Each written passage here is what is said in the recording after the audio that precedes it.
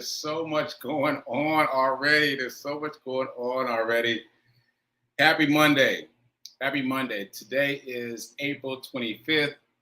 This is the 80th episode, if you can believe that. The 80th episode of season 3 of the Be Your Own Hero show. Hero is an acronym. It means helping everyone reach optimism. I'm your host. I'm sekouwrites. I'm a professional creative and the creator of the Hero Ministry movement. So I've been looking forward to this episode, and at the same time, I've got so much to say. I don't know how I'm going to get it all in. And also, I'm getting technical difficulties everywhere. So we just going to take a breath and breathe through it. So the Hero Ministry movement is my effort to uplift and inspire people in general, and specifically the unhoused community. And oh, sorry, I got another error thing going on over there. Don't worry about that. And you can join me here for the show Monday through Friday, 9:45 a.m. Eastern, 8:45 a.m. Central. If this show provides any value, please like, please comment, please share. And of course, remember that I'm not a personal trainer, nor am I a financial advisor. So I'm going to have to zoom through the rest of this introductory stuff, I think, because we gotta get to it. There's so much to get to. So today is day 329 of my run streak. But I don't want to talk about that. I don't want to talk about day 329. Watch the run report. It's already up on all the things, Facebook, Instagram, TikTok. It's already up. And you will find out why on today and yesterday, I was running much slower than usual. But what I want to talk about is the half marathon. The half marathon on Saturday. For those of you who don't know, I ran my first official half marathon on Saturday. Official meaning outside of training. I ran a half marathon twice in training, but the actual race was Saturday. So I'm going to show the run report from Saturday. This is all footage from what happened on Saturday, and then we're going to talk about it. So here's the run report from Saturday. I've been running every day, at least a mile a day. Today is day 327, and I'm running a half marathon here in Nashville. I'm dedicating the proceeds to Brown Boys Read. Donation link is in the bio. Help the Brown Boys read. See you soon. Run report part 1. I am here at Nissan Stadium early in the morning, still a little bit empty. I'm parked, and I'm trying to find the rest of Black Men Run. We're going to do a group picture. And then there's another group picture with the Fleet Feet training group. That's the group I've been training with for this half marathon. So let's go get it. Later.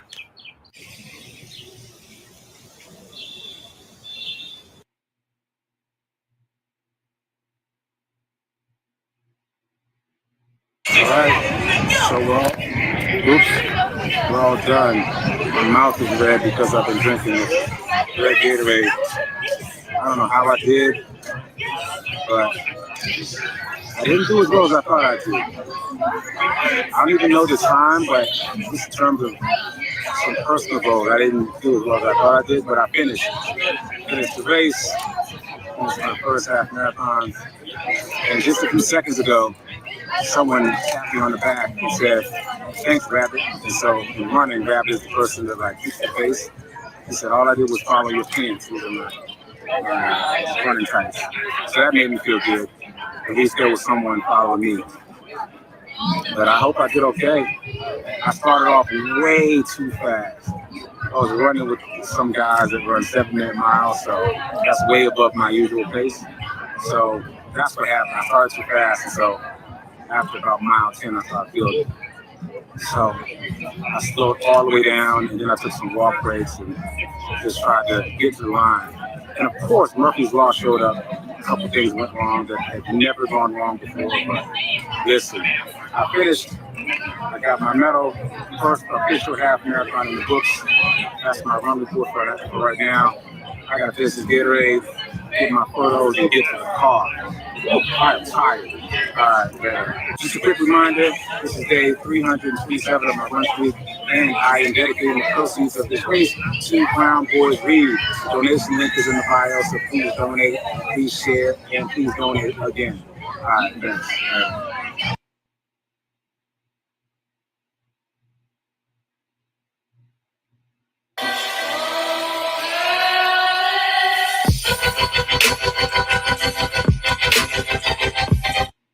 I've been running. Okay. All right. So that was the run report on Saturday. You saw all the things. You saw the early morning. You saw some of the snippets of the video during the race. You saw my immediately after the race recording before I even knew what my time was. And what's so fascinating is how much the story has shifted since then. It's shifted so many times since then.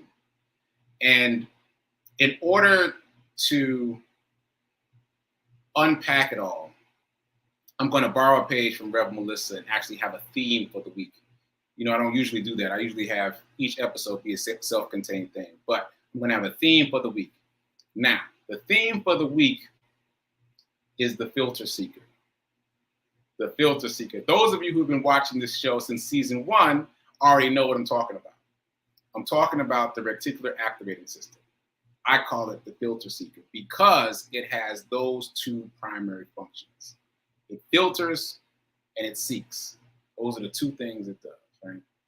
So we're coming back to the filter seeker, and we're going to talk about that this week, starting today. Talk about the significance of the reticular activating system, what I call the filter seeker, and how it played out for me on Saturday. So before we get into that, a couple quick things I need to say. Number one, we got to do this dice roll challenge, right? Because we got to get our money right. Let nothing stand in the way of getting our money right. So I'm rolling the dice. 2. Today's number is 2. You're going to take $2, take that out of circulation, and stack it so that you can have money to invest, right? All right, next thing I need to do is I need to close the loop on Mr. Charles. So for those of you just joining us, I'm going to do this story as briefly as I can. As you heard me say a few minutes ago, I've been running every day, at least a mile a day for now 329 days in a row. I have only run 3 days indoors. So the vast majority of my runs have been outdoors in the morning, no matter what the weather is. I say all that to say I ran in the snow and ice one day here in Nashville, and I discovered this elderly gentleman who had fallen on the ice and broken his foot. We didn't know that he had broken his foot at the time, but he called out to me and we tried to get him sorted out. And ultimately I had to get the fire department there to help him and get him into his home. And then I went by to check on him the next day and found out that he was in the hospital with a broken foot. Turns out he was in the hospital for over a month there, and then another stint in rehab. So it was quite the ordeal. Anyway, as many of you know, I created a GoFundMe to help Mr. Charles get back on his feet, literally and figuratively, and many of you made contributions. I finally connected with Mr. Charles this past weekend. I was trying to connect with him over Easter, but he was out of town. So I connected with him over this past weekend, actually on Friday, so before the race. And so here's 2 things I want to show you. As you know, if you've been watching the show, we raised a total of $1,000 for Mr. Charles. And that big book-like thing in the middle of that card is $1,000 in cash. That's in 20s. Look at that stack of cash, right? All right. And this is me and Mr. Charles at his residence. I stopped by. He's looking spry, feeling good. And I went over there to give him his Easter card. Now, 2 quick things. If you've been following along, you already know that Mr. Charles asked me if I was running in the marathon, even though he and I never talked about running before. So when he asked me that, I was like, I wonder how he made that connection. This is important because when I went to meet him in that photo you just saw, I had this I wasn't really sure what I was going to say. I've never given someone money before in this kind of way, especially hand to hand instead of electronically. So I wasn't really sure what I was going to say. And I was kind of formulating a speech as I'm walking up to him on the porch. And I was kind of stumbling through something. And I can't even quite remember what I was saying, but I was trying to explain to him that I have a show and that I was late for my show because I was helping him. And all of a sudden he says, "You're going to give me some money." And I was like, yeah. But in the same way that he just kind of said something abruptly about me running in the marathon, he said something abruptly about me giving him money. And I feel like Mr. Charles might be psychic in some way, but it just kind of threw me off because I was trying to figure out this speech and whatever. So I just handed him the envelope and I was like, yeah, from the heroes of the show. And so that happened on Friday. And then we've texted a little. He texted me Saturday morning to wish me luck for the marathon. And he's been kind of quiet about the money, even though he predicted it. He's been kind of quiet about it. I was kind of like, expecting something, which is another lesson. Like, you do what God, what the universe, what the world around you asks of you, and then you let the expectation go. Whatever happens after that is up to the universe. Like, so I realized that I was harboring some expectation of what the reaction would be, what he'd say about it, what would happen next. And so I just had to let that go. I did what I was called to do. We did what we were called to do. We've given Mr. Charles his gift, and we hope that it's being used and loved, it's being received and loved, and it's doing all the right things. So he and I have promised to keep in touch with each other, so I'll keep you posted. Maybe he'll say something about it, maybe not, but we did our due diligence. We got it. I got it physically in his hand. I didn't want to just drop it off. As you can imagine, I didn't just want to slip it through the mailbox. So there we go. Full circle with Mr. Charles. Thank you to everyone who gave, and some of you gave repeatedly. Thank you so much for helping me give him this gift, to help him literally and figuratively get back on his feet. So that was Friday. And then Saturday, you already know about it because I just played the run story. Now let's talk about Saturday a little bit. Let's talk about it. Okay. Let me see where I want to go with this. Let's start with half marathon training. So I've been running with Black Men Run now for a little bit. I guess it's been years, basically most of the pandemic. And at some point, Demetrius Short, who is the national captain of Black Men Run and also the founder of Brown Boys Read, that's the program that I'm raising money for. Please donate if you can. I'm asking for people to donate $13 to my GoFundMe for Brown Boys Read. $13 because I ran 13 miles, so that's $1 a mile for every mile that I ran on Saturday. So the donation link is in the bio, or you can just go to HeroCharityRun.com. HeroCharityRun.com, and you can make a donation there. So please donate. I want to close out everything related to the half marathon. Okay, that said, Demetrius Short made an announcement that there was half marathon and marathon training being offered by Fleet Feet. And I decided to sign up because I figured, when in Rome, I never even heard of half marathon or marathon training. Let me just do it. Let me just see what that's about. Let me learn more about running. I'm saying it that way because I had no intention of running in any particular race. I was like, let me get the training. So it wasn't until a couple weeks out from this race, the one that was this past Saturday, that I was like, okay, let me just go ahead and sign up, right? And then it got real. But I had been participating the whole time. Okay. Now, when you go for marathon, let's just call it marathon training just to keep it shorter. So when you go for marathon training, you will find a big group of people who've typically all committed to a specific race. And there are pacers within the group. These people have dedicated themselves to running a specific pace every time we meet up for a long run, quote unquote, a long run on Saturdays. So they're going to maintain a specific pace that equals a specific finish time for the marathon. So you can just hang with them and get used to running that pace every Saturday.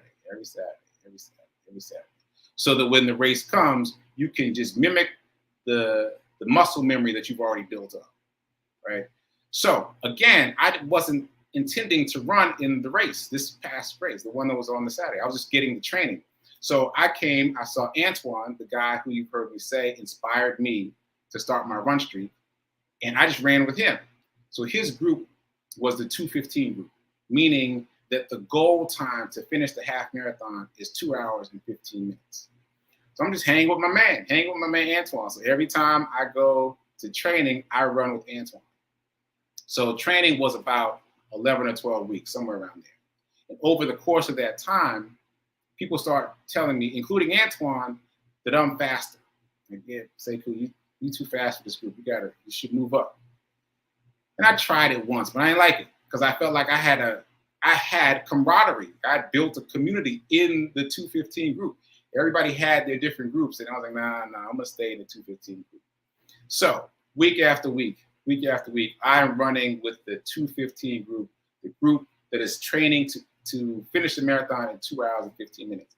But I'm hearing people say that I'm faster. So what did I do? I decided that I was going to run the half marathon in 2 hours. But I'm training for 2:15, right? Now, I'm pausing because I want you to pay attention to these numbers. So what was my goal? 2 hours. What was I training for? 2 hours and 15 minutes, right? Now, let's time out right there. Let's time out right there. Okay. Once again, the filter seeker has two functions. And first of all, everybody has it. It is literally a part of the brain. There's no one on this Zoom who's watching on demand later that does not have a filter seeker.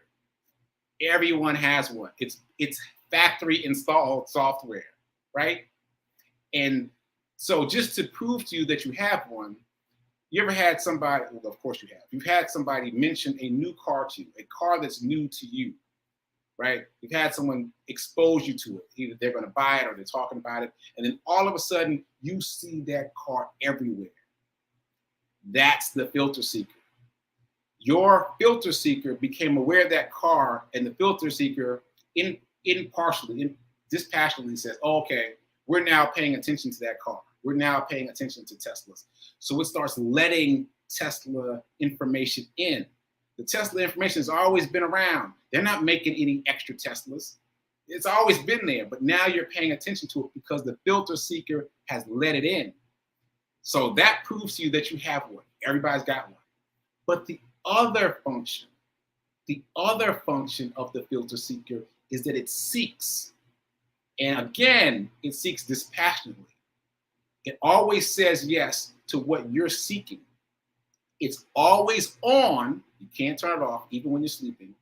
And it is very, very literal. Okay? If you want the formal name, once again, the formal name is reticular activating system. Look it up. This is empirical scientific evidence. This is not Sekou being all woo-woo. This exists. This is neuroscience. Okay, so back to the story. Marathon day. I line up with my group. And that was a thing in and of itself. Ooh. Let me do a show and tell. Okay. All right. Here's a quick show and tell. So this is a yardstick, right? So the way it works, like this is Broadway. This is Broadway, right? Everybody's got a Broadway. No matter what city you're watching from, you got a Broadway. Up here, the first inch, those are the fastest people. They go first, and then the second fastest, and third, all the way down, right? You know where they had me? They had me here at the very last group. So I had to have enough confidence to move myself up to where I trained for, to 215, right? To the 215 area, which was around here. But the Black Men Run group, they were like, hey, we're all gathered together. We're gonna start together. And so that moved me up to corral 4. And I was like, ooh, that's high. That's high, right? So I had to work with myself to get there. And then once I got there, I was like, all right, well, let's make a new plan. New plan is I'm going to hang with the fastest guys in this group for as long as I can. And then I'm going to let them run their race, and then I'm going to settle into my pace. Okay. So we inch up. If you've never been in the marathon, because I never have, this is what happens. You inch up, you inch up, you inch up. And there are people standing with their arms out like this, and they drop their arms and say, go, go, go. And they let about 3 people through at a time. Go, go, go. All right, so there was a pacer right in front of me, right? And I was like, all right, I could also just follow the pacer. But he went go, like one go ahead of me, go. And when I went go, I'm telling you, it was like seconds later. I never saw the pacer again. Just he was wearing a bright neon shirt and holding a sign. I never saw him again. So I was like, okay, back to my plan that I just said a few minutes ago. I'm going to follow the 2 fastest guys in Black Men Run for a mile. This is what I'm thinking in real time, making a new plan in real time. All right, so Aaron, shout out to Aaron and Marcus. They're super fast. I'm going to hang with them for a mile. And they are getting it. Like they're sliding between people. They're like running a marathon like you run a football field, like cutting between, sidestepping, trying to get through the crowd. And so I got to work to keep up with them. And every once in a while, Marcus looks back, like, good? I'm like, good. No words spoken, but just sign language. Yep, right? Because he sees that I'm trying to keep up with them. So I keep up with them. We get to a mile, and I keep watching my watch because I'm only doing this for a mile. When I get to a mile, he looks back, throws a thumbs up, and I go ahead. Run your race. I'm good. I'm going to settle in from here. So I settle in. I look to see that I've run that first mile in about 8 minutes. That's fast, right? So I'm like, all right, now we're just going to settle in. I'm going to slow down. Mile 2, 8 minutes. Mile 3, 8 minutes. Mile 4, 8 minutes. Mile 5. I'm still running at an 8-minute pace. I'm slowing down, but I'm still in the 8-minute range. I mean, I am rolling for the first 5 miles. I don't slow down to a 9 until I get to mile 6. And I recognize that all this sounds crazy in terms of mileage, but I've gotten myself used to moving and running at these lengths, these distances, right? So just ignore the fantastical element of it. Like I'm shocking myself that I'm still rolling at 8-9 minutes a mile through 6 miles now. Right, so I'm doing this thing. I've done the math for what I need to do, the pace I need to run to hit a 2-minute mile, and I'm way under. I'm gonna run this thing in less than 2 hours, right? I'm rolling. So at this point, I'm like, all right, I'm good. I did my thing. I started off fast enough and did enough work in the beginning that now I can just coast. Now I can just tuck myself in. So I do. I tuck myself in. I put my headphones on. I start listening to a podcast. Ironically, a podcast about Antoine, the guy who inspired me to start the run streak. It was created by his wife. Beautiful birthday gift. She interviewed a bunch of us about his influence on us. My mom listened to it yesterday, and she was laughing out loud. It was really cool. It's a really cool podcast. I will show you how to get to it later this week. Anyway, so I'm tucked in. I'm good. I'm feeling good. And I continue to just, run my slower pace now. And I just zoom through 10 miles, 7, 8, 9, 10. At 10 miles, the race is done. At 10 miles, all I get left is a 5K. I have literally run 2 streaks of 5Ks within my overall run streak. The longest of which was 77 consecutive days in a row. 5K is nothing to me now. That's like getting a glass of water. I'm done. I got this. Fireworks are going off my head. I'm like, oh, I got this. Sub 2 half marathon, right? First one. I'm feeling good. So my plan is I'm going to take a little walk break, moving from mile 10 into mile 11. And then I'm just going to close this thing out. Got no fear, no anxiety. I'm good. It was very hot that day, but I spent some of my training in Florida. So I'm like, I got this. And then everything went sideways. Everything went sideways. I tried to pick back up from my very brief walk break. And I'm talking about like 10 steps. And all of a sudden, it feels like someone threw thumbtacks in my shoe. I'm like, what is that? Then I get a back pain. I've been running every day for now 329 days in a row. I have never had either one of these experiences. And part of the benefit of running daily is you get exposed to all the things that could go wrong at some point. You get practice dealing with all the things that could go wrong at some point. So I came in very confident, but now here's 2 things happening that have never happened before. And I don't know how to deal with them yet. I was like, what is going on, right? And then people start cutting in front of me. Like that had been happening before on the route, but now it's like egregious. Like I had bodily contact with a couple of people. Like what? Like why are people cutting in front of me? And then I twisted my ankle twice while walking. I'm like, what is going on? I zoomed through the first 10 miles of that half marathon. And then from mile 11 to mile 13, everything. Mr. Mayhem showed up. Murphy's Law showed up. Everything that could possibly go wrong went wrong between mile 10 and mile 13. Right? I couldn't believe it. Oh, and here is the one that got me the worst. I sprint for the finish line, no matter what. This is leftover from my track days in high school. No matter how tired I am, no matter what amount of pain I'm in, that last 50, 100 yards, I'm gonna run for the finish line. It's built in, right? It's factory installed. I did not see the finish line at all. I did not see the finish line of this race at all. And I'm gonna tell that story later, but it was non-existent to me.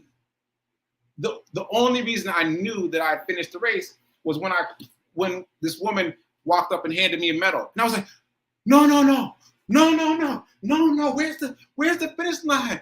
What's my time? Where's the clock? And she was like, I'm sorry, sir. I was probably scared right after that. She's like, I'm sorry, sir. I'm just handing out the medals. I was like, oh, I didn't even see myself cross the finish line. So what's my point? I'm going to wrap this up for today, but we're going to talk about this all week. Now, what's my point? My point is when I crossed the line and when I recorded that video, you heard me say it in the video, I didn't even know my own time. For some reason, it did not occur to me to look at my watch. Didn't even occur to me. That didn't occur to me till later. And then there's a difference between the watch time and the official time. You know why? Because I spent a couple seconds yelling at the lady handing out the medals. So I did all that first before I pressed end on my watch. Sorry to the lady handing out the medals. My bad. I was a little stressed, right? But that added time here. So when I finally got my time, what was my time? What was my time? 2 hours and 15 seconds.